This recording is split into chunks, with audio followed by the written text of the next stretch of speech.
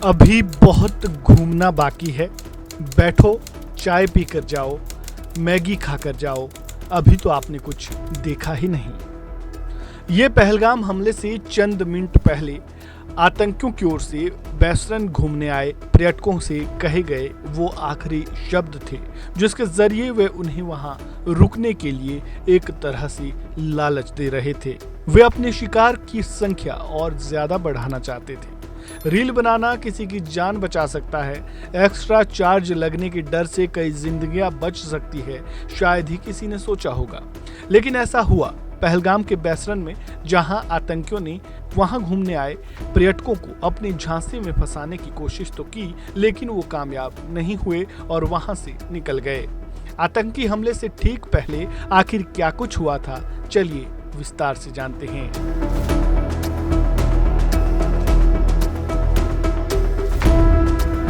जम्मू कश्मीर के पहलगाम में हुए आतंकी हमले के बाद कई आंखों देखी कहानियां हमें जानने को मिल रही है।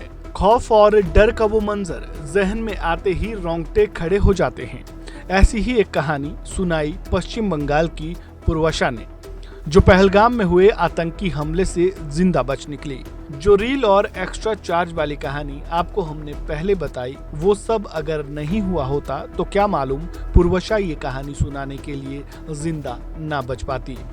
पूर्वशा ने बताया, पश्चिम बंगाल से 10 से 12 लोगों का उनका ग्रुप कश्मीर घूमने के लिए निकला था। 21 अप्रैल को हम लोग कश्मीर पहुंचे और 22 को बेसरन घूमने के लिए गए थे। जब यह हादसा हुआ उसके कुछ घंटे पहले ही हम वहां पहुंचे थे और अपने हिसाब से मौज मस्ती कर रहे थे।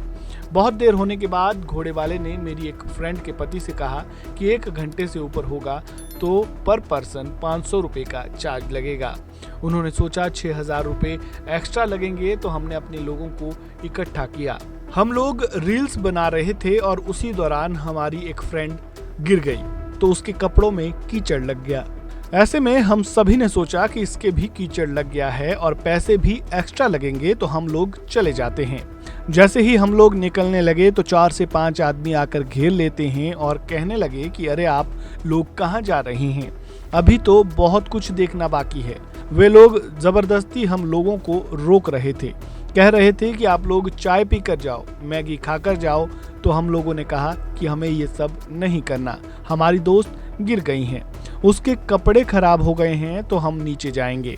पूर्वशा ने आगे कहा कि उन लोगों ने फिर कहा कि अभी तो कुछ देखा ही नहीं, घूमो फिरो, हम लोग मोमोज बना देते हैं, वो खाकर जाना।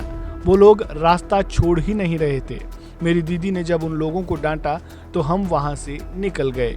जब हम लोग आगे पहुंचे तो पीछे से हमें फायरिंग की आवाज सुनाई दी। हमें लगा कोई एडवेंचर एक्टिविटी हो रही है, लेकिन जैसे ही हम थोड़े आगे बढ़े तो हमें पता चला कि ऊपर आतंकवादी हमला हुआ है। आनन फानन में एम्बुलेंस और सेना के जवान भागते हुए सामने से दिखाई दिए। वहां अचानक अफरा तफरी मच गई थी। हम भी भागते भागते टैक्सी स्टैंड पर पहुंचे। तो ये थी पश्चिम बंगाल के पूर्वशा की कहानी, जो पहलगाम में हुए हमले से बच निकली। इस वीडियो में फिलहाल इतना ही। आपका इस पूरी जानकारी पर क्या कहना है, कमेंट बॉक्स में अपनी राय जरूर दें। वीडियो को लाइक करें, शेयर करें, चैनल को सब्सक्राइब करें और खबरों से जुड़े ताज़ा अपडेट के लिए बने रहें वन इंडिया हिंदी के साथ। धन्यवाद। Subscribe to One India and never miss an update.